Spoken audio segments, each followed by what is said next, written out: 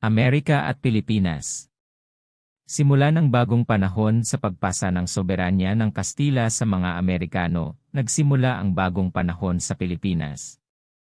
Ang lumang pamumuno ng mga Espanyol ay tila napakalayo na maaari nating simulan na isipin ito ng walang pakiramdam at pag-aralan ito ng walang pagtatangi. Pag-unlad ng Estados Unidos ng Amerika, ang bansang Amerikano ay ang uri ng bagong daigdig.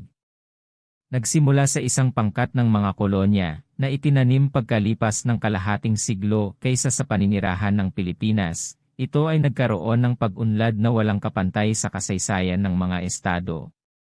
Bagamat pinamumunuan ng mga emigrante mula sa Europa, na mahigpit na pinangalagaan kapwa ang kanilang kadalisayan ng lahi, at pagmamalaki ng mga ninuno, ang mga kolonistang Amerikano, sa pagtatapos ng isang siglo, ay malayong nahiwalay sa espiritu at mga institusyon mula sa lumang mundo.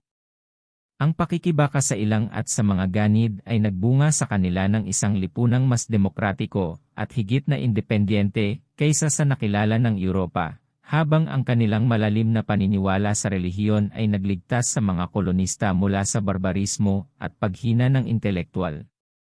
Totoong masasabi na noong 1775 sa pagsiklab ng Rebolusyong Amerikano, ang mga kolonista ay may mas magaling na tao at mas mataas na kakayahan sa politika kaysa sa inabansa ng Inglaterra. Ang mga lalaking ito na, sa pagtatapos ng revolusyon, ay nagbalangkas sa konstitusyon ng Amerika, ang pinakamalaking tagumpay sa kasaysayan ng pampublikong batas. Ang bansang ito, na pinagkalooban sa pagsisimula nito ng napakahalagang pamanananghenyo sa politika, ay nadama ang kanyang sibil na superioridad sa iliberal o hindi epektibong mga pamahalaan ng Europa, at ang pakiramdam na ito ay nagdulot sa mga Amerikano ng pinakamataas at tradisyonal na pagtitiwala sa kanilang sariling mga anyo ng pamahalaan at demokratikong pamantayan ng buhay. Tiyak na ang kanilang kasaysayan ay naglalaman ng maraming upang bigyang katuwiran ang pagpili ng kanilang mga institusyon.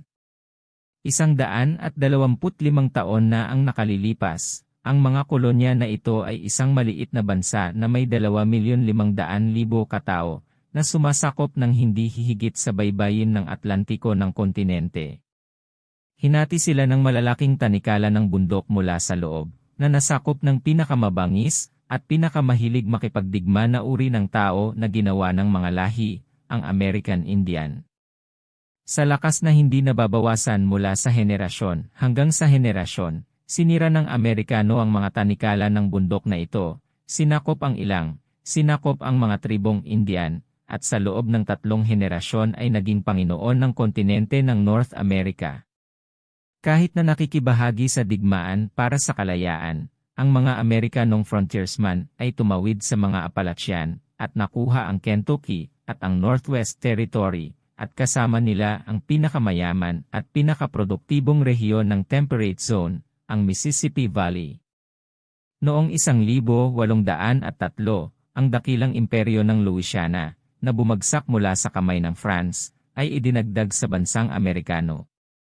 Noong 1818, ang Florida ay binigay ng Espanya, at noong 1857, bilang resulta ng digmaan sa Mexico, dumating ang Greater West at ang baybayin ng Pasipiko.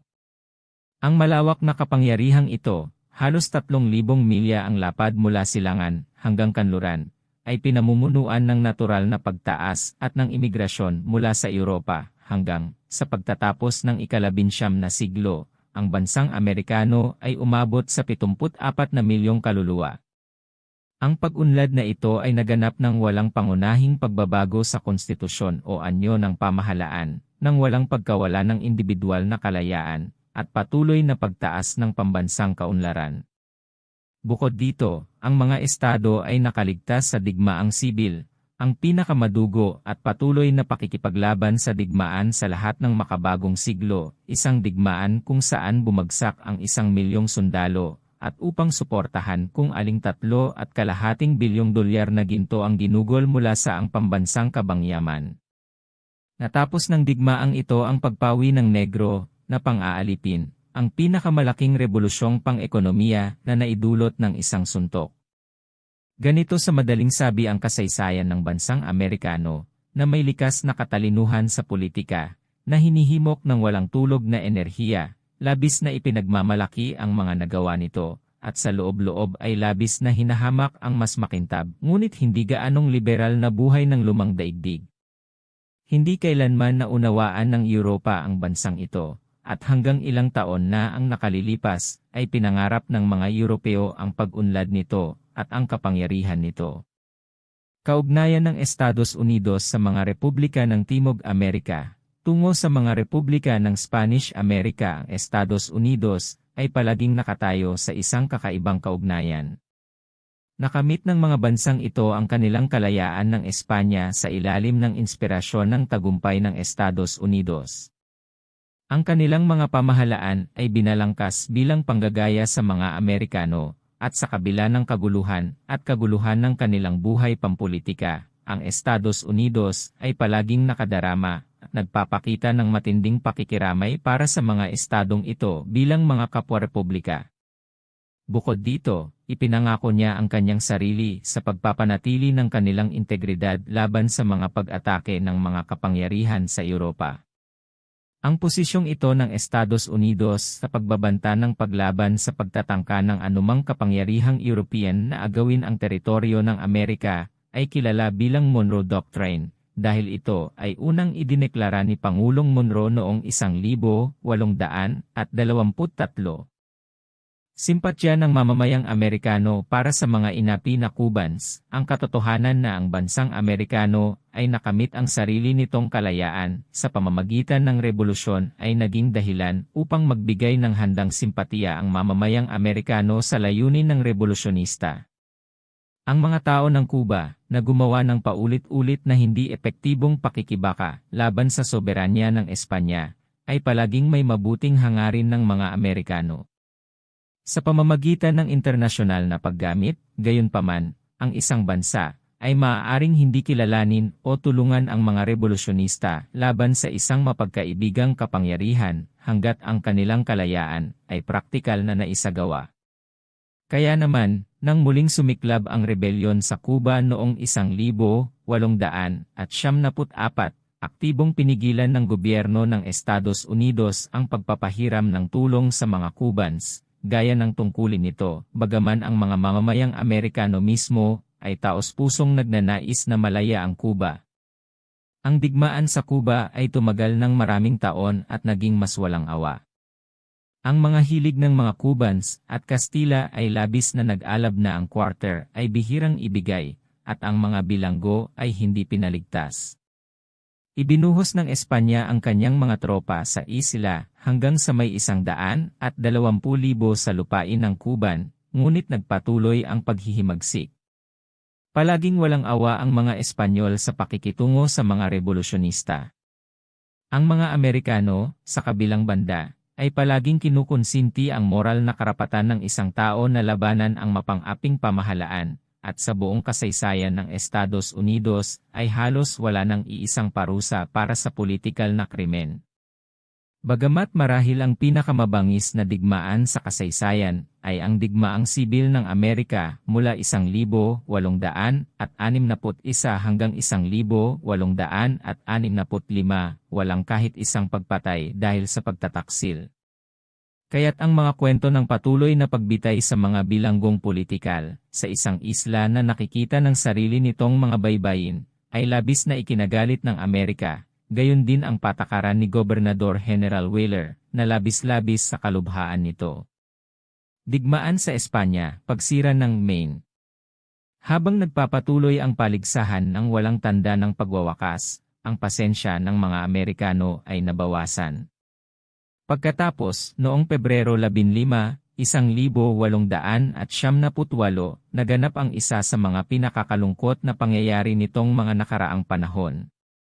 Ang barkong pandigma ng Amerika na si Maine, na nakahiga sa daungan ng Havana, ay, noong gabi, ay winasak ng minahan o torpedo, na ikinamatay ng 266 na opisyal at mandaragat na Amerikano. Imposibleng paniwalaan na napakasama ang isang gawa na ginawa sa kaalaman ng mas mataas na mga opisyal ng Espanyol, ngunit ang mga mamamayang Amerikano ay nararapat na humiling na ang isang pamahalaan tulad ng Espanya ay mapanatili sa Cuba na hindi mapigilan ang gayong pagkagalit sa daluyan ng isang mapagkaibigang kapangyarihan at na hindi maaaring supuin ang paghihimagsik nito o makipagdigma ng makatao ay dapat tumigil. Deklarasyon ng Digmaan, noong Abril 19, hiniling ng Kongreso ng Amerika na umatras ang Espanya sa isla at kilalanin ang kalayaan ng Cuba. Ito ay halos isang deklarasyon ng digmaan.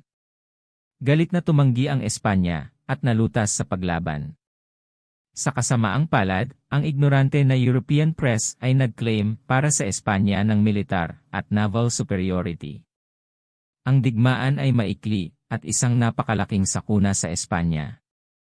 Ang bawat sasakyang dagat ng kanyang ipinagmamalaking hukbong dagat na sumailalim sa apoy ng mga baril ng Amerika ay nawasak. Sa loob ng ilang buwan naganap ang labanan sa mga baybayin ng Cuba, at pagkatapos ay nagdemanda ang Espanya para sa kapayapaan. Ang tagumpay ni Dewey sa Manila Bay, ngunit samantala, ang digmaan, na nagsimula ng walang kaunting pagtukoy sa mga isla ng Pilipinas, ay nagdulot ng nakakagulat na mga kahihinatnan dito. Sa pagbubukas ng digmaan, parehong may mga eskwadron ang Espanya at Estados Unidos sa Karagatang Asya. Ang armada ng mga Espanyol ay nakahiga sa Cavite, ang mga barkong Amerikano ay nagtipon sa Hong Kong. Kaagad sa deklarasyon ng digmaan, ang commander ng hukbong dagat ng Amerika, si Dewey, ay inutusan na sirain ang armada ng Espanya, na kinatatakutan sa baybayin ng Pasipiko ng Amerika. Pumasok si Dewey sa loob ng Maynila sa dilim noong umaga ng ika-1 ng Mayo, at direktang nagtungo sa mga sasakyang pandagat ng Espanya sa Cavite. Ang kanyang fleet ay mas malakas at hindi masusukat na mas mahusay. Sa loob ng ilang oras ang hukbong pandagat ng Espanya ay lubos na nawasak at ang Maynila ay nakahiga sa awa ng kanyang mga baril. Isang bagong himagsikan, sa ilalim ni Aguinaldo, sa hudyat na sakuna na ito sa Espanya, muling sumiklab ang nagbabagang paghihimagsik sa mga isla. Ang mga tropang Espanyol na wala sa Maynila, ay pinapasok sa kanilang mga pwesto, at inilagay sa isang posisyon ng pagkubkob. Ang mga prele, na labis na kinasusuklaman ng mga revolusyonista, ay binihag ng marami, at sa ilang pagkakataon ay pinatay. Sa pahintulot at tulong ng mga otoridad ng Amerika, bumalik si Aguinaldo mula sa Singapore, at dumaong sa Cavite. Dito ay agad niyang pinamunuan muli ang paghihimagsik ng Pilipinas. Pagbihag sa Maynila, nagpadala ng mga kawal mula sa San Francisco para makuha ang Maynila. Sa pagtatapos ng Hulyo, 8,500 lalaki ang nakahiga sa mga sasakyan sa labas ng Cavite. Narating sila sa maliit na estero ng Parañaque, at sumulong pahilaga sa Fort San Antonio at sa mga depensa ng Malit. Ang mga Kastila sa likod ng mga depensa ng lungsod, bagamat mas marami ang mga Amerikano, ay may sakit at nasiraan ng loob. Isang pagtatangka ang ginawang itaboy ang sumasalakay na hukbo, ngunit ng sumunod na araw ay nalampasan ng mga Amerikano ang mga depensa at linya ng mga blockhouse, at ang Maynila ay sumuko, Agosto 13, 1878. Ang mga Pilipino ay halos hindi lumahok sa pag-atake sa lungsod, at sila ay hindi kasama sa pag-okupa dito pagkatapos nitong sumuko.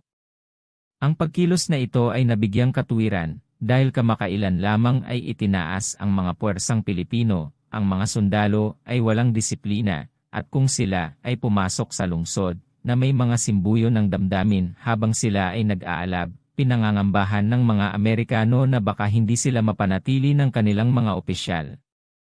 Mula sa pagnanakaw at krimen. Hindi pagkakaunawaan ng mga Amerikano at Pilipino, hanggang sa puntong ito, naging palakaibigan ang ugnayan ng mga hukbong Amerikano at Pilipino. Ngunit dito nagsimula ang hindi pagkakaunawaan, at kawalan ng tiwala na sa loob ng napakaraming buwan ay ihiwalay ang dalawang taong ito, ibitin ang kanilang pagtatalik. Pansamantalang pamahalaan ng mga Pilipino, sa pagitan ng pagkawasak ng armada ng mga Espanyol at pagsakop sa Maynila, ang mga Pilipino sa Cavite, ay nag-organisa ng isang pansamantalang pamahalaan at nagpahayag ng kalayaan ng kapuluan. Mga ideyang Amerikano tungkol sa Pilipinas. Ang ideya na ibalik ang mga islang ito sa kapangyarihan ng Kastila ay labis na kasuklam-suklam sa damdaming Amerikano. Ang saloobing Espanya sa mga revolusyonista ay lubos na naunawaan sa Amerika, at ang mga Pilipino ay kumilos bilang mga kaibigan at kaalyado ng Amerika. Sa kabilang banda, ayaw ibigay ng pamahalaang Amerikano sa bagong organisadong Republikang Pilipino ang pamahalaan ng kapuluan. Naramdaman sa Amerika, at may katwiran, na ang pamahalaang Pilipino na ito ay hindi tunay na kinatawan ng lahat ng mga tao sa Pilipinas, na ang mga pinunong Pilipino ay hindi pa nasusubukan, at ang mga tao mismo ay walang pagsasanay at karanasan sa politika. Ang Estados Unidos, nang ibagsak ang pamahalaang Espanyol dito, ay nasa ilalim ng obligasyon na tingnan na ang pamahalaang itinatag sa lugar nito ay kakatawan sa lahat at hindi gagawa ng kawalang katarungan sa sinuman. Ang mga Pilipino ay medyo kilala ng mga Amerikano, ngunit ang kanilang edukadong uri ay pinaniniwala ang maliit at ang kanilang kakayahan sa politika ay hindi napatunayan. Kaya naman, walang ibinigay na katiyakan ang mga pinunong Pilipino na kikilalanin ang kanilang pamahalaan o ang kanilang mga kagustuhan ay sasangguni sa kinabukasan ng mga isla. Sa katunayan, ang mga bagay na ito ay malulutas lamang sa pamamagitan ng pagkilos ng Kongreso ng Amerika na huli sa pagtitipon at mabagal na kumilos. Ang mga tuntunin ng kapayapaan, ang Espanya at Amerika, ay nakikipag-usap na ngayon sa mga tuntunin ng kapayapaan. Ang mga negosasyong ito ay isinagawa sa Paris, at nagdrag sa loob ng maraming kritikal na linggo. Natural na nag-aalala ang mga Pilipino sa magiging resulta.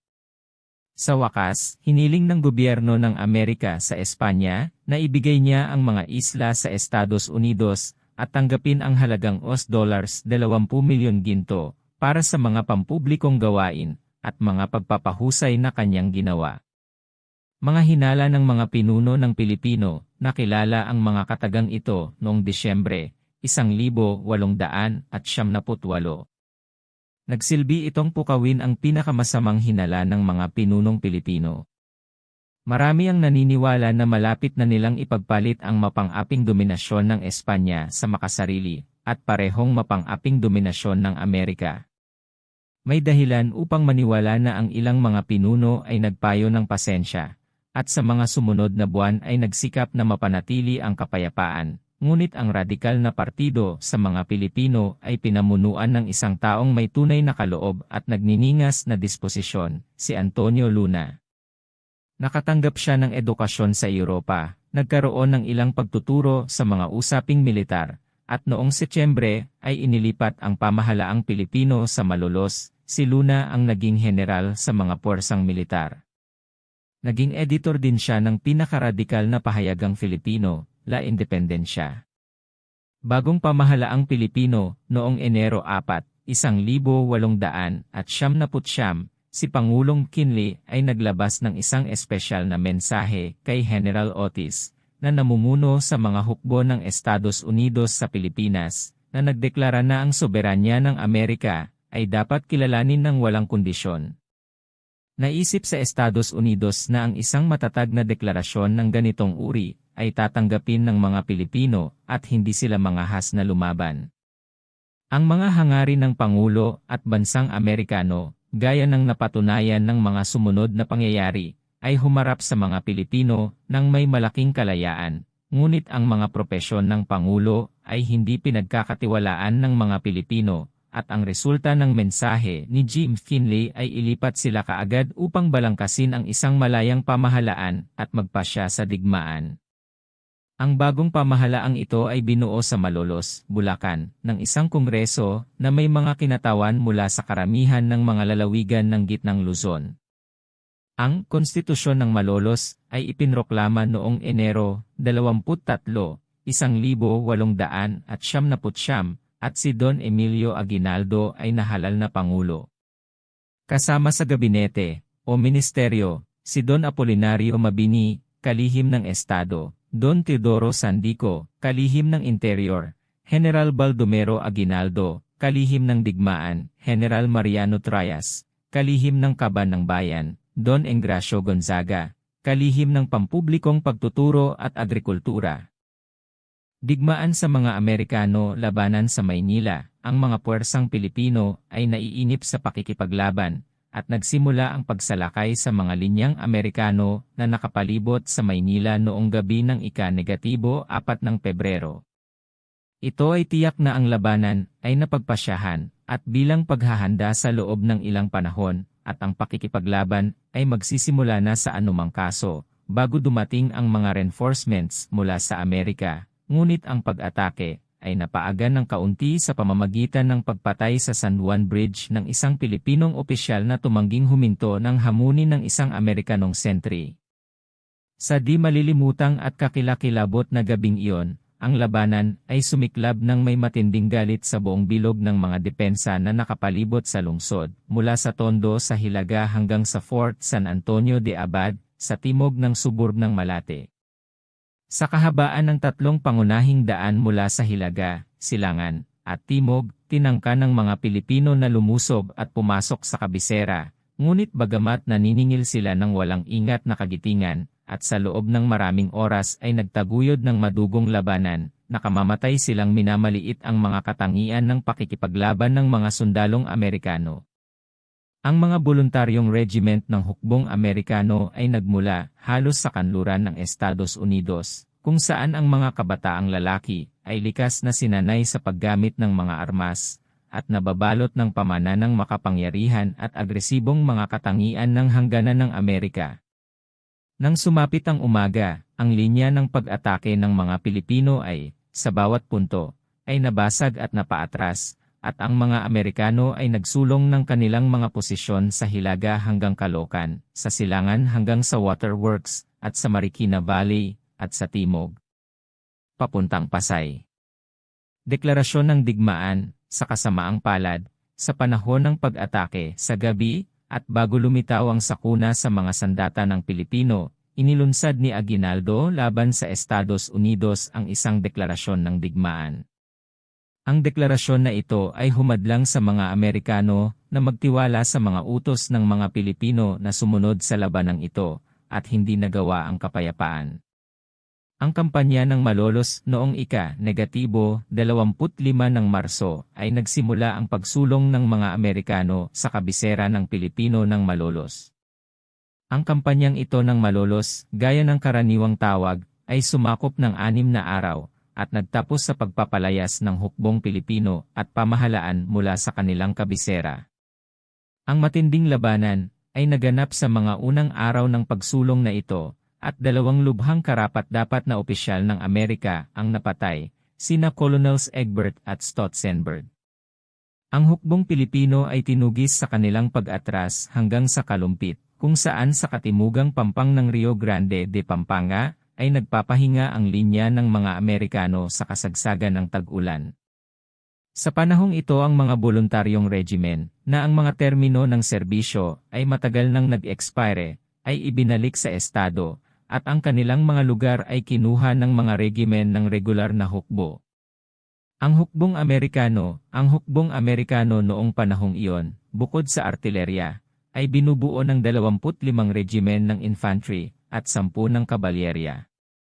Pinahintulutan na ngayon ng Kongreso ang organisasyon ng 24 na bagong regiment ng infantry, na kilala bilang ika-26 hanggang 49 na regiment ng US Volunteers, at isang voluntaryong regiment ng kabalyerya, ang ika-11, para sa serbisyo ng 2 taon.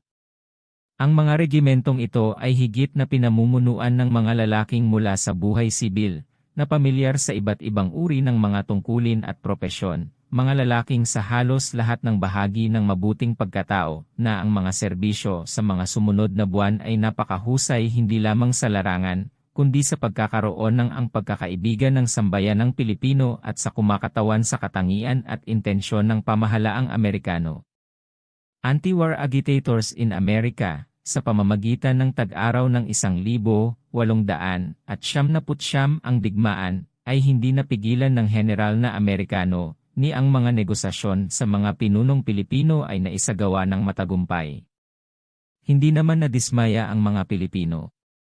Sa kabila ng kanilang mga kabaligtaran, naniniwala sila na imposible ng mga dayuhang hukbo ang pananakop sa mga isla. Higit pa rito, ang digmaan ay nakatagpo ng matinding pagsalungat sa Amerika. Maraming Amerikano ang naniniwala na ang digmaan ay laban sa mga pangunahing karapatan ng mamamayang Pilipino. Inatake nila ang administrasyon na may hindi masabi na kapaitan. Hayagan silang nagpahayag ng pakikiramay para sa revolusyonaryong adhikain ng Pilipino, at sa loob ng 2 taon ang kanilang paghihikayat ay isang mahalagang salik sa pagtaguyod ng rebelyon. Paglaganap ng insureksyon, sa mga buwan ding ito ng tag-araw, ipinalaganap ng mga revolusyonaryong pinuno ang kanilang layunin sa mga nakapaligid na probinsya at isla. Ang diwa ng paglaban ay kilalang-kilala sa una lamang sa mga Taglog, ngunit unti-unti halos lahat ng Kristiyanong populasyon ay nagkakaisa sa paglaban sa pananakop ng mga Amerikano. Pananakop sa Negros, samantala sinakop ng mga Amerikano ang Iloilo at ang mga Bisaya. At di nagtagal ang mga presidyo sa Mindanao ay isinuko ng mga Kastila. Sa Negros din, ang mga pambihirang pangyayari ay nangyari. Inanyayahan ng mga tao sa islang ito ang soberanya ng Amerika, at Gen. James Smith, na ipinadala sa isla noong Marso bilang gobernador, ay tumulong sa mga tao sa pagbuo ng isang liberal na pamahalaan, kung saan ang insureksyon at kaguluhan sa islang iyon ay higit na naiwasan. Pagkamatay ni General Luna sa pagtigil ng malakas na ulan, nagsimula muli ang labanan sa Hilagang Luzon. Ang hukbong Pilipino ay may punong tanggapan sa Tarlac, at ang mga linya nito ay sumakop sa mga bayan ng mga lalawigan ng Pangasinan at Nueva Ecija, na umaabot sa mahabang linya ng mga post mula sa kabundukan ng Zambales hanggang sa itaas na tubig ng Rio Pampanga.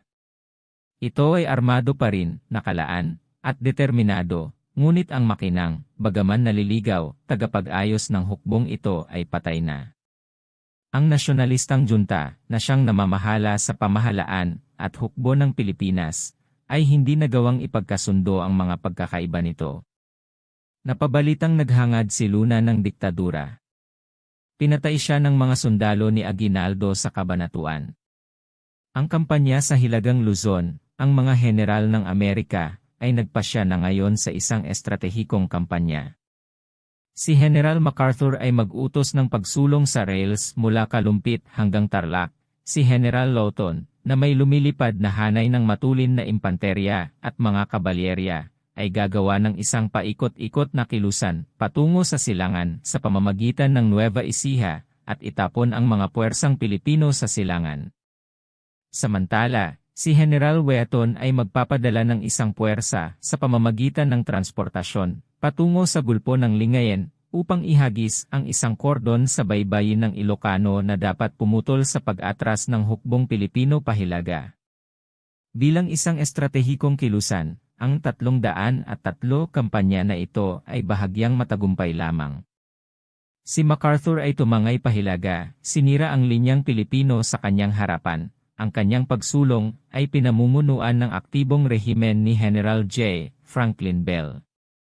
Ang hanay ni Lawton ay naglibot sa bansa, patungong silangan, nagmamartsa ng may napakabilis at napakalaking pagsisikap.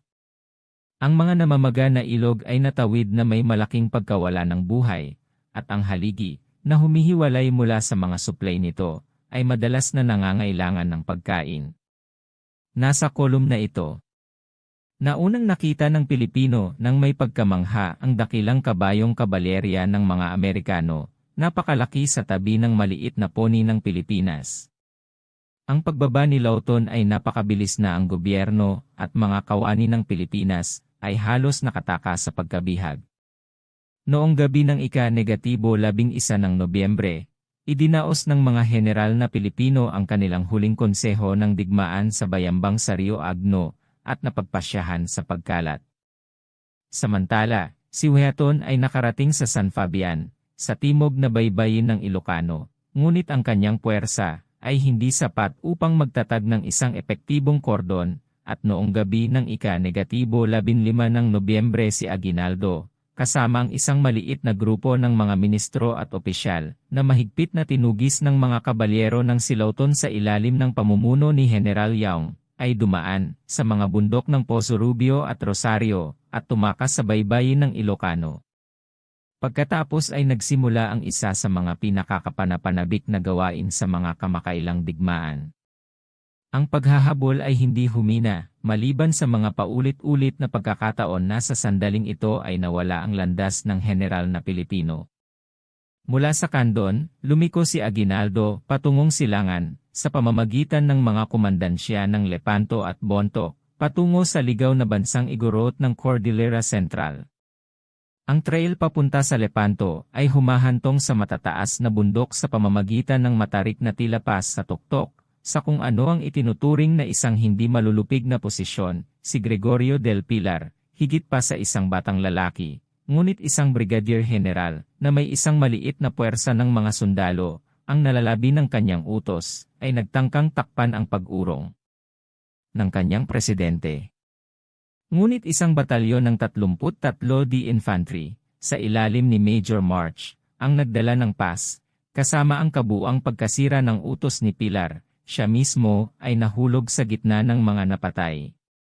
Pagbihag kay Aguinaldo, pagkatapos ay tinugis ni Major March si Aguinaldo sa Bonto, at mula sa timog patungo sa ligaw at bulubunduking teritoryo ng Kiangan. Noong gabi ng Pasko, 1,879, nagkampo ang mga sundalong Amerikano sa tuktok ng Cordillera, sa loob ng ilang milya mula sa nayon ng Igorot kung saan natutulog ang puwersang Pilipino.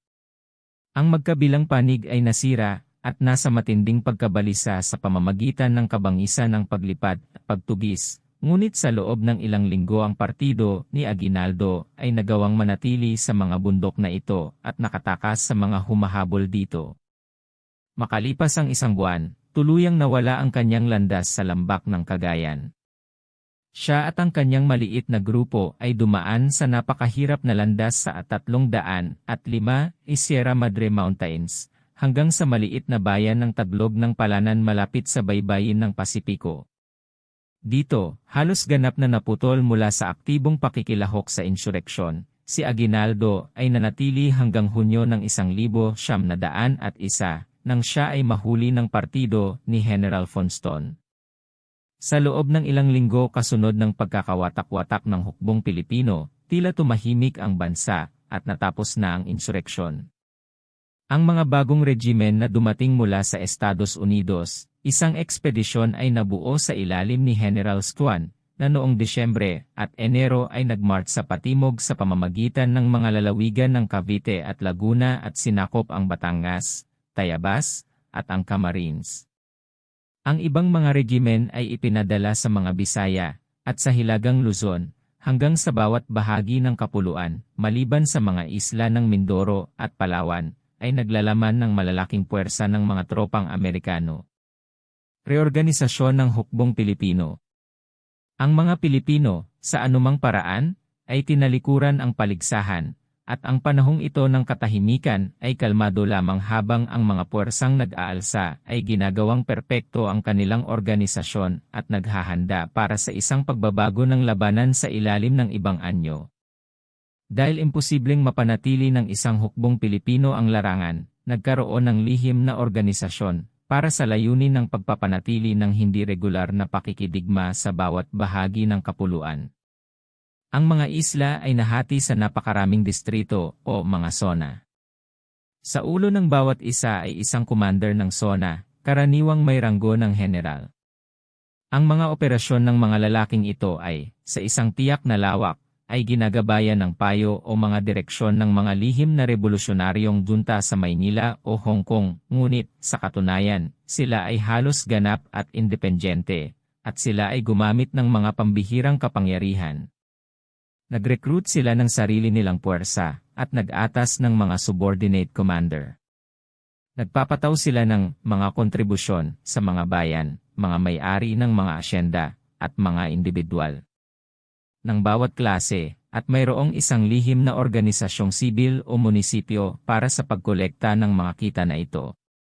Ang mga commander ng zona, bukod dito, ay gumamit ng kakilakilabot na kapangyarihan ng pagpapatupad sa pamamagitan ng administratibong utos. Assassination of Filipinos. Marami sa mga pinunong Pilipino ang hindi naturuan ng mabuti sa mga tuntuning iyon para sa pagsasagawa ng pakikidigma na pinagkasunduan ng mga sibilisadong mamamayan bilang pagiging makatao at marangal. Marami sa kanila ang sumubok, lalo na sa mga huling buwan ng digmaan, nang ang pag-unawa ay higit na lumaganap, na gawin ang kanilang pag-ugali na umayon sa internasyonal na paggamit, ngunit ang revolusyonaryong junta ay nakagawa ng malaking krimen ng pag-uutos ng parusa sa pamamagitan ng pagpatay sa lahat ng Pilipinong nabigong suportahan ang adhikain ng naghihimagsik. Walang posibleng pagbibigay katwiran, sa liwanag ng modernong moralidad, ang mahahanap para sa isang hakbang na gaya nito. Ang pinakamasamang hilig ay pinakawalan sa pagsasagawa ng patakarang ito. Maraming kapuspalad na lalaki ang pinaslang, marami sa kanila ay bunga ng pribadong awayan. Walang katapusang blackmail ang kingkil at ang mga komunidad ay tinakot mula sa isang dulo ng kapuluan hanggang sa kabilang dulo. Diregular na digmaan ng mga Pilipino sa pamamagitan ng pagsuko ng mga puwersang Kastila, pagkuha ng mga arsenal ng Cavite at Olongapo, at sa pagbili sa pamamagitan ng Hong Kong. Ang revolusyonaryong pamahalaan ay nagtataglay ng pagitan ng 30,000 at 40,000 rifle. Ang mga armas na ito ay ipinamahagi sa iba't ibang mga sonang militar, at ang lihim na organisasyon na umiral sa bawat munisipalidad ay nakatanggap ng proporsyon nito. Ang mga baril na ito ay itinago ng iba't ibang miyembro ng utos, maliban kung may pagkakataon na gumawa ng sorpresa o pag-atake. Walang mga pangkalahatang pakikipag-ugnayan, ngunit sa ilang mga bayan ay halos gabi-gabi ang pagbaril. Pinutol ang mga piket at maliliit na detachment, at naging hindi ligtas ang mga kalsada sa karamihan ng kapuluan na walang paglalakbay ng mga Amerikano maliban sa ilalim ng mabigat na escort.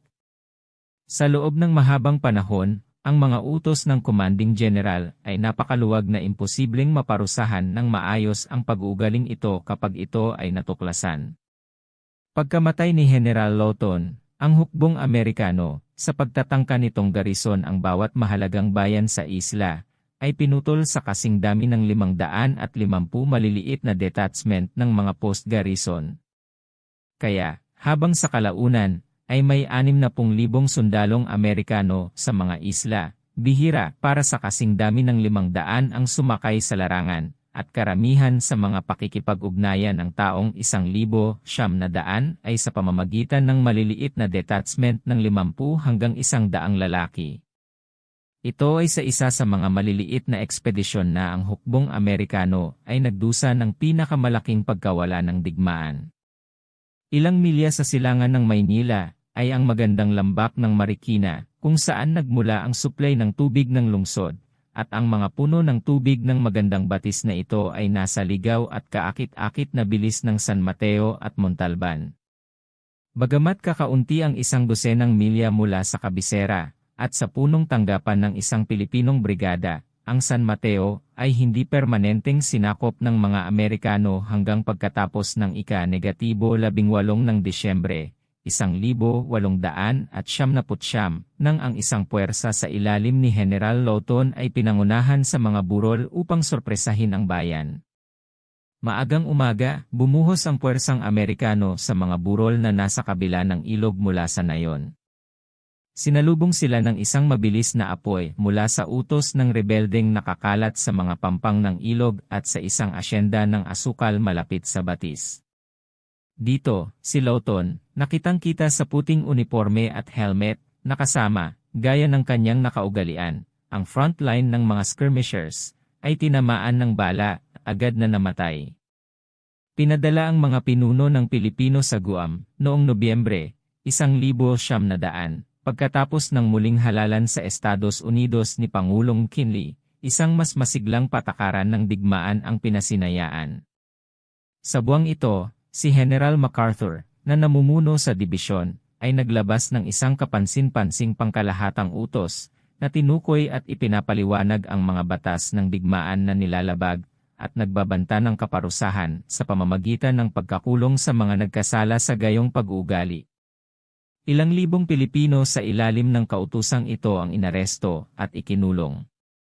39 na pinuno, kabilang sa kanila ang mataas ang isip ngunit hindi mapagkakasundo na mabini, ay noong Disyembre, 1,900 ipinadala sa isang bilangguan ng militar sa isla ng Guam.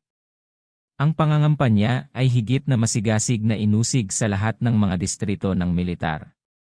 Sa oras na ito ang lahat ng mga opisyal ng Amerikano ay naging pamilyar sa mga pinuno ng rebelde, at ang mga ito ngayon ay obligado na umalis sa mga bayan at magtatag ng mga kwartel sa malayong baryo at sa mga bundok. Ang mga hakbang na ito, na itinuloy sa taglamig ng 1,901, ay sinira ang kapangyarihan ng rebolusyon. Ang Komisyong Sibil ng Pilipinas, ang isa pang napaka-impluwensyang salik sa paggawa ng kapayapaan, ay nagbunga ng presensya at paggawa ng Komisyong Sibil ng Pilipinas. Ang mga ginoong ito, sina Hukom William A. Taft, Hukom Luke E. Wright, Hukom Henry C. Ide, Professor Dean C. Worcester, at Professor Bernard Moses, ay hinirang ng Pangulo noong tagsibol ng 1,900 upang magsabatas para sa mga isla at maghanda ang paraan para sa pagtatatag ng pamahalaang sibil.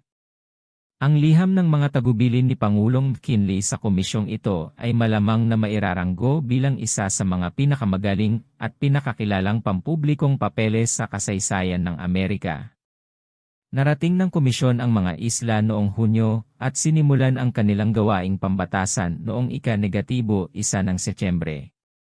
Ang lupong ito ng mga kalalakihan, nakapansin-pansin sa kanilang mataas na katangian, ay nakapagbigay ng pangunawa sa mga pinunong Pilipino at upang tiyakin sa kanila ang hindi makasarili at marangal na layunin ng gobyernong Amerikano. Kaya, sa unang bahagi ng taglamig ng 1,901, maraming mga Pilipinong maginoo ang nakumbinsi na ang pinakamabuting interes ng mga isla ay nakasalalay sa pagtanggap sa soberanya ng Amerika, at na maaari nilang marangal na itaguyod ang pagsuko ng mga puwersang naghihimagsik. Ang mga lalaking ito ay kumakatawan sa pinakamataas na tagumpay at pinakamaimpluwensyang posisyon sa mga isla. Noong Disyembre, bumuo sila ng isang asosasyon na kilala bilang Federal Party, para sa layunin ng pag-udyok sa pagsuko ng mga pinuno ng militar, pagsunod sa gobyerno ng Amerika, at pagtanggap ng kapayapaan. Katapusan ng paghihimagsik, sa ilalim ng mga impluwensyang ito, ang paghihimagsik, noong tagsibol ng 1,901, ay mabilis na naputol. Pinuno pagkatapos ng pinuno ay isinuko ang kanyang mga puwersa at armas, at nanumpa ng katapatan at tahimik na umuwi. Sa pagtatapos ng Hunyo ay mayroon lamang 2 commander ng SONA na hindi sumuko, General Malvar sa Batangas at General Lucban sa Samar. Ang unang gobernador sibil, ang mapayapang kalagayan at katiwasayan, ay halos kaagad na sumunod sa mga pagsuko na ito at nagpasya na ang Pangulo ay magtatag kaagad ng pamahalaang sibil. Noong Hulyo 4, 1,901, ang mahalagang hakbang na ito ay ginawa. Si Hukom Taft, ang Pangulo ng Komisyon ng Pilipinas, ay nanunungkulan sa petsang iyon bilang unang Amerikanong gobernador sibil ng Pilipinas. Noong ika-1 ng Setyembre, dinagdagan ang Komisyon ng Pilipinas sa pamamagitan ng paghirang ng 3 miyembrong Pilipino, ang Hon. T.H. Pardo de Tavera, M.D., ang Hon. Benito Legarda, at ang Hon. Jos Luzuriaga ng Negros. Nakamit ng Komisyon ng Pilipinas ang isang kahanga-hangang dami ng batas sa napakataas na kaayusan. Mula Setyembre, 1,900 hanggang sa katapusan ng Disyembre, 1,902, ang komisyon ay nagpasa ng hindi bababa sa 571 na batas. Ang ilan sa mga ito ay napakahalaga at nagsasangkot ng mahabang paghahanda at paggawa. Ilang mga administratibong katawan ang nagsumikap at may mas malaking resulta kaysa sa Philippine Commission sa unang 2 taon ng aktibidad nito. Ang balangkas ng pamahalaan sa lahat ng mga sangay nito ay kailangang organisahin at kumilos. Ang batas sibil at kriminal ay naliberal, naibigay ang kita, at binago ang pampublikong pagtuturo sa napakalawak na saklaw. Ang bagong pamahalaan, ang pamahalaan ay isang napakaliberal at isa na nagbibigay ng dumaraming pagkakataon para sa pakikilahok sa mga Pilipino. Kabilang dito ang tinatawag na local self-government. Mayroong 1,132 na munisipalidad sa mga isla. Sa mga ito, halos pinangangasiwaan ng mga residente ang kanilang sariling mga gawain. Mayroong 38 organisadong lalawigan sa kapuluan, kung saan ang administrasyon ay nakasalalay sa provincial board na binubuo ng gobernador, ingat-yaman, at supervisor o inhinyero. Ang gobernador ay inihahalal sa loob ng 1 taon ng mga konsehal ng lahat ng mga bayan na nagkakaisa sa kapulungan. Ang ingat-yaman at supervisor ay hinirang ng gobernador ng Kapuluan ng Pilipinas sa ilalim ng mga tuntunin ng lupon ng serbisyo sibil. Ang serbisyong sibil ay isang paksa na nag-utos ng espesyal na pagsasaalang-alang ng komisyon. Nagbibigay ito ng pantay na pagkakataon sa Pilipino at sa Amerikano na pumasok sa serbisyo publiko at makakuha ng pampublikong promosyon. At ang Pilipino ay ayon sa batas kahit na binibigyan ng kagustuhan kung saan nagtataglay ng ang kinakailangang kakayahan. Ang pamahalaang insular para sa layunin ng pangangasiwa, ang insular o sentral na pamahalaan ng mga isla ay nahahati sa 4 na sangay na tinatawag na mga departamento na ang bawat isa ay pinamumunuan ng isang kalihim na miyembro rin ng Komisyon ng Pilipinas. Ang mga departamentong ito ay Panloob, Kalihim Worcester, Pananalapi at Hustisya, Secretary ID, Komersyo at Pulisya, Kalihim Right, at Pampublikong Pagtuturo, Kalihim Moses, hanggang Enero 1, 1903 at mula noong sa petsang iyon, Kalihim Smith. Sa ilalim ng bawat isa sa mga departamentong ito ay isang malaking bilang ng mga kawanihan kung saan ginaganap ang maraming mahahalagang aktibidad ng pamahalaan. Kailangan lang nating suriin ang isang listahan ng mga bureaus na ito upang makita kung gaano kapanipaniwala ang gawaing ginagawa ng gobyerno. Ito ay isang tunay na Commonwealth, kumpleto sa lahat ng sangay na humihingi ng atensyon ng mga modernong pamahalaan. Kaya, sa ilalim ng kagawaran ng panloob, mayroong kawanihan ng pampublikong kalusugan, na may napakahalagang tungkulin nito sa paglaban sa mga sakit na epidemya at pagpapabuti ng pampublikong kalinisan, kasama ang mga pampublikong ospital, sanitarium, at mga kawanggawa nito, ang Bureau of Government Laboratories para sa paggawa ng bacteriological at chemical investigations, isang Bureau of Forestry, isang kawanihan ng pagmimina, ang Philippine Weather Bureau, isang kawanihan ng agrikultura. Isang Bureau of Non-Christian Tribes para sa pagsasagawa ng gawain ng gobyerno sa etnolohiya at para sa pagbalangkas ng batas para sa mga pagano at Mohamedan na mga tribo at isang Bureau of Public Lands. Sa ilalim ng Departamento ng Komersyo at Pulisya ay ang Bureau of Posts, Serbisyo ng Signal, ang Philippine Constabulary, talagang isang hukbong insular na may puwersang humigit kumulang 65,000 opisyal at tauhan, mga kulungan, ang Coast Guard and Transportation Service, na may fleet na humigit kumulang 20 magagandang maliit na bapor. Halos lahat ng mga ito ay bagong gawa para sa serbisyong ito at pinangalanan para sa mga isla ng kapuluan, ang Coast and Geodetic Survey, na ginagawa ang kailangan na gawain ng pag-chart ng mga mapanganib na baybayin at mapanlinlang na tubig ng kapuluan, at ang Bureau of Engineering na nasa ilalim ng pamamahala nito ng mga dakilang gawaing pampubliko na marami sa mga ito ay isinasagawa na. Sa ilalim ng Department of Finance and Justice ay ang Insular Treasurer, ang Insular Auditor, ang Bureau of Customs and Immigration, ang Bureau of Internal Revenue, ang Insular Cold Storage at Ice Plant, at ang dakilang Bureau of Justice. Sa ilalim ng Department of Public Instruction, mayroong Bureau of Education na namamahala sa sistema ng mga pampublikong paaralan, isang Bureau of Printing and Engraving, na may bago at kumpleto sa gamit na planta, isang kawanihan ng arkitektura, isang Bureau of Archives, isang Bureau of Statistics, at ang Philippine Museum. Mga kita at paggasta, ang pagpapanatili ng maraming aktibidad na ito ay nangangailangan ng paggasta ng malaking halaga ng pera, ngunit ang pamahalaang insular at ang mamamayang Pilipino ay mapalad sa pagkakaroon ng kanilang pananalapi na pinamamahalaan ng may natatanging kakayahan. Ang mga kita ng mga isla para sa nakaraang taon ng pananalapi ay umabot sa humigit kumulang US$1,638,000 ginto. Ang mga paggasta ng publiko, kabilang ang pagbili ng mga kagamitan tulad ng armada ng Coast Guard, at ang pagpapasa ng mga dakilang gawaing pampubliko tulad ng pagpapabuti ng daungan ng Maynila, ay umabot sa taon ng pananalapi ng 1,903 sa humigit kumulang US$9,150,000 ginto.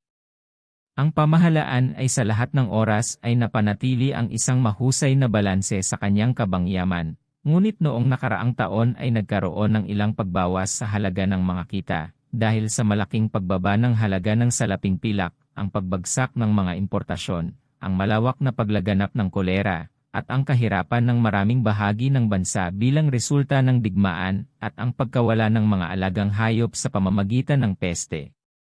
Upang tulungan ang pamahalaan ng Pilipinas, ang Kongreso ng Estados Unidos noong Pebrero, 1903 na may dakila at katangiang pagkabukas palad ay inilaan ang halagang US$3 milyon ginto bilang isang libreng regalo sa mga tao at pamahalaan ng Pilipinas. Ang sistemang panghukuman lalong pinalad din ang mga ginawa ng komisyon sa pagtatatag ng sistemang hudisyal at pagrerebisa ng batas ng Espanya. Ang legal na kakayahan ng komisyon ay hindi pangkaraniwang mataas. Sa kasalukuyan, ang sistema ng hudisyal ay binubuo ng isang Korte Suprema na binubuo ng 7 mahistrado, 3 sa mga ito sa kasalukuyan ay mga Pilipino, na, bukod sa paglilitis sa mga kaso kung saan ito ay may orihinal na jurisdiksyon, dumidinig sa mga kaso na inyapela mula sa Courts of First. Halimbawa, 15 ang bilang, na matatagpuan sa iba't ibang bahagi ng isla. Ang bawat bayan, bukod dito, ay may kani-kanyang mga mahistrado ng kapayapaan para sa paglilitis sa maliliit na kaso at para sa pagdaraos ng mga paunang pagsusuri sa mga kaso ng mga krimen. Sa pamamagitan ng bagong kodigo ng pamamaraang sibil, ang pangangasiwa ng hustisya ay pinasimple na malamang na walang mga korte sa mundo kung saan mas mabilis na masisiguro ang hustisya kaysa dito. Sistema ng mga pampublikong paaralan, marahil walang tampok ng pamahalaang Amerikano sa mga isla ang nakaakit ng higit na atensyon kaysa sa sistema ng mga pampublikong paaralan. Ang edukasyong popular, bagamat hindi lubos na napapabayaan sa ilalim ng pamahalaang Espanyol, ay hindi sapat, at patuloy na tinututulan ng mga klerikal at konserbatibong puwersa ng Espanya, na nangangamba na ang liberalisasyon ng mamamayang Pilipino ay ang pagluwag sa kontrol ng parehong estado ng Espanya at simbahan. Sa kabaligtaran, ang tagumpay ng gobyerno ng Amerika, tulad ng anumang pamahalaan kung saan nakikilahok ang mga tao, ay nakasalalay sa katalinuhan at edukasyon ng mga tao. Kaya, ang gobyerno ng Amerika ay sabik na wasakin ang kamangmangan at kahirapan gaya ng pagnanais ng pamahalaang Espanyol at ng simbahang Espanyol na pangalagaan ang mga napakalungkot na kalagayang ito. Naniniwala ang mga Amerikano na kung ang kaalaman ay karaniwang ikakalat sa mga mamamayang Pilipino, kung magkakaroon ng tunay na pag-unawa sa henyo at layunin ng ating mga institusyong Amerikano, darating ang dumaraming nilalaman at kasiyahan, 315 na manirahan sa ilalim ng batas ng Amerika.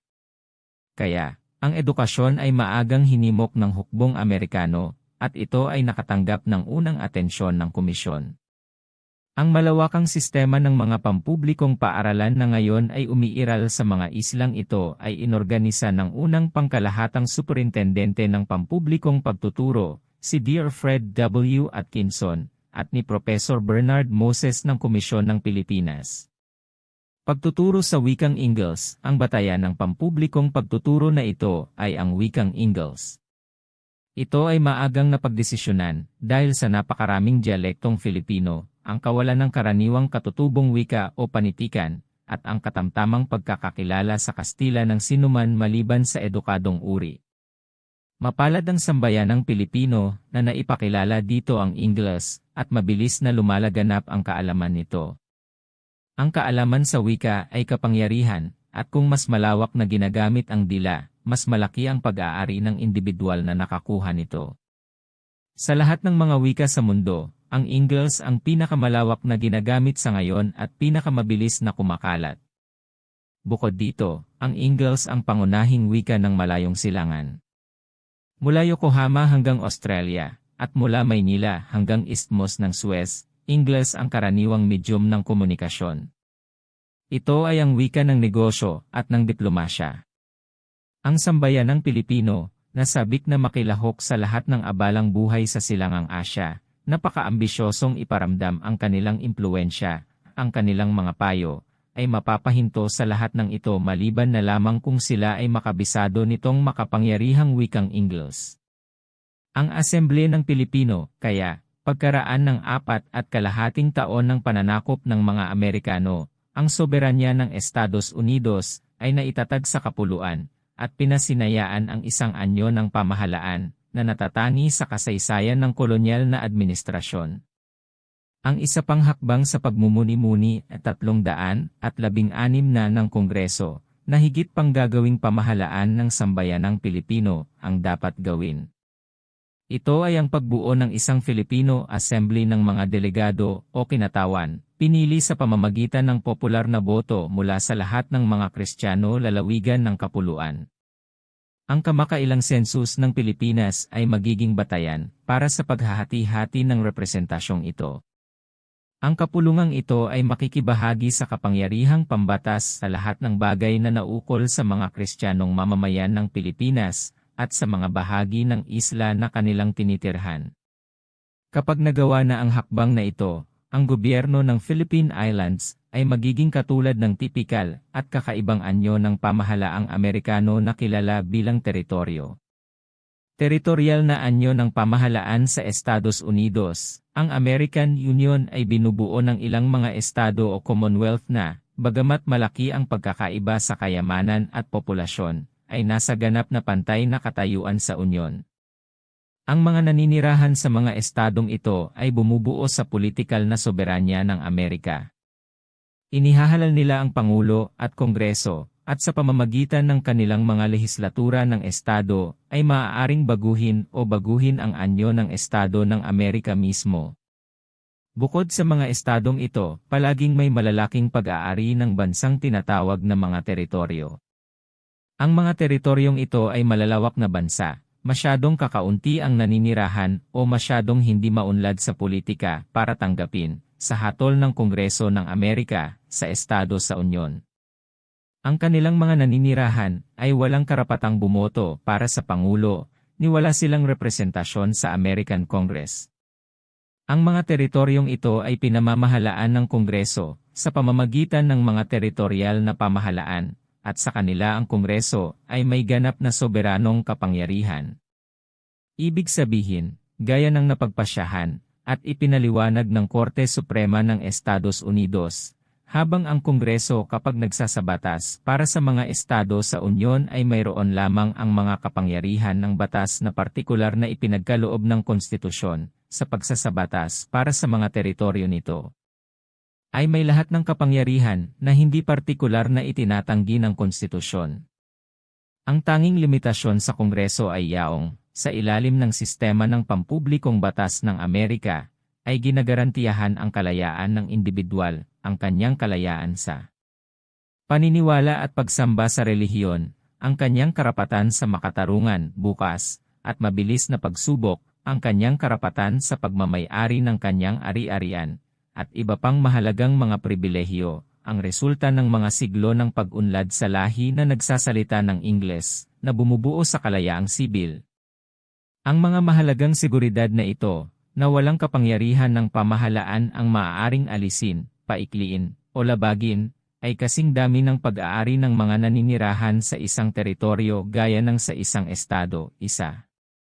Ang pamahalaan ng mga teritoryong ito ay may malaking pagkakaiba-iba sa anyo, at maaaring baguhin sa anumang oras ng Kongreso, ngunit karaniwan itong binubuo ng isang gobernador at kataas-taasang hukuman na hinirang ng Pangulo ng Estados Unidos at isang lehislatura na inihalal ng mga tao.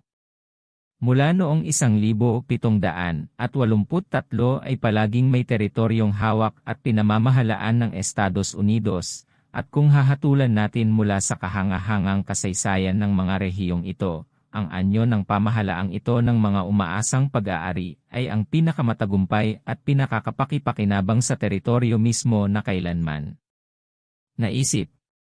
Sa kasalukuyang panahon, ang mga teritoryo ng Estados Unidos ay Oklahoma, Indian Territory, New Mexico, Arizona, Alaska, Hawaiian Islands, Puerto Rico, Pilipinas, at Guam. Ang teritorial na anyo ng pamahalaan ay madalas na itinuturing ng mga Amerikanong estadista bilang isang pansamantalang kondisyon na dapat sundin sa isang medyo maagang petsa ng estado.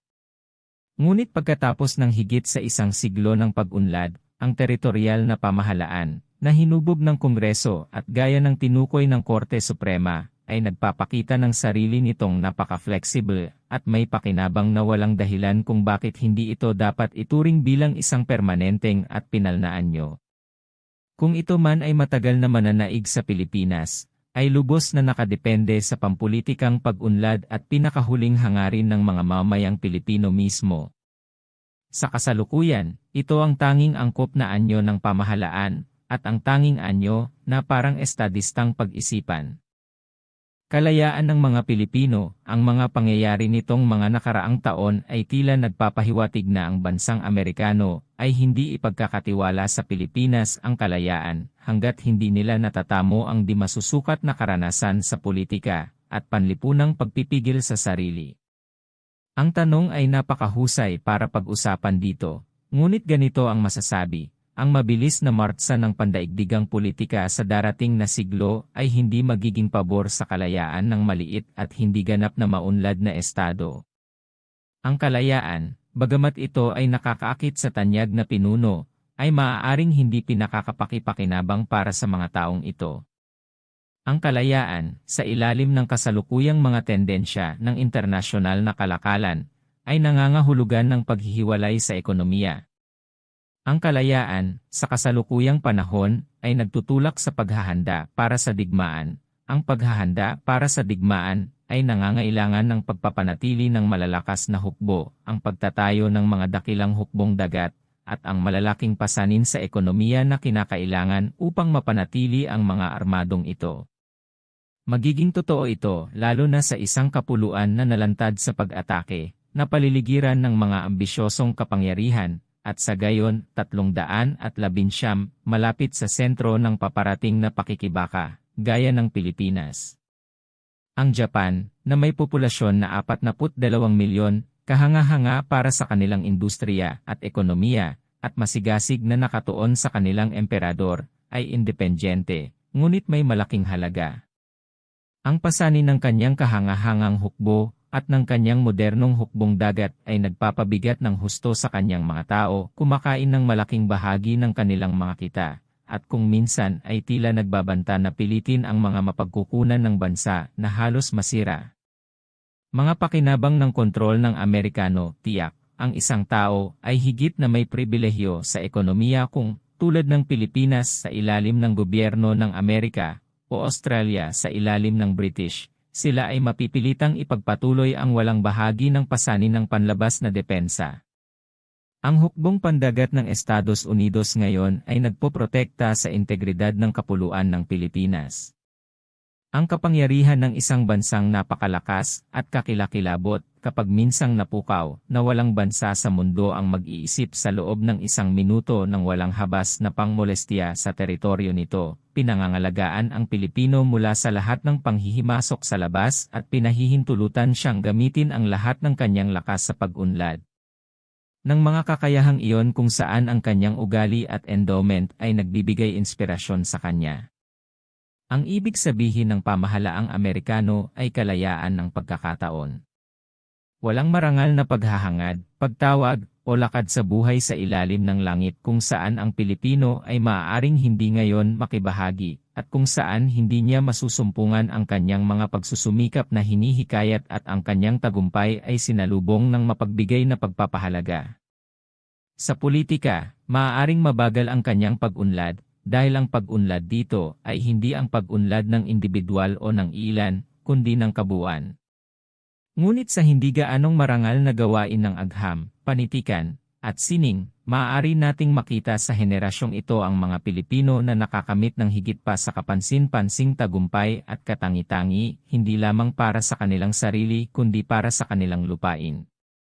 Tungkuling makabayan, ang tungkuling makabayan, tungkol sa Pilipinas, ay nangangahulugan para sa mga Amerikano ng isang mabuting paniniwala sa katuwiran ng mga layunin ng bansa, isang matapat na pagpapahalaga sa mga lalaking narito na nagtrabaho ng matalino at walang pagkamakasarili, at pinasan ang bigat ng pagpapagal, isang katapatan sa pamahalaan ng Pilipinas at ng Estados Unidos hanggat ang mga pamahalaang ito ay namumuhay ng tapat, namumuno ng makatarungan, at nagdaragdag ng kalayaan.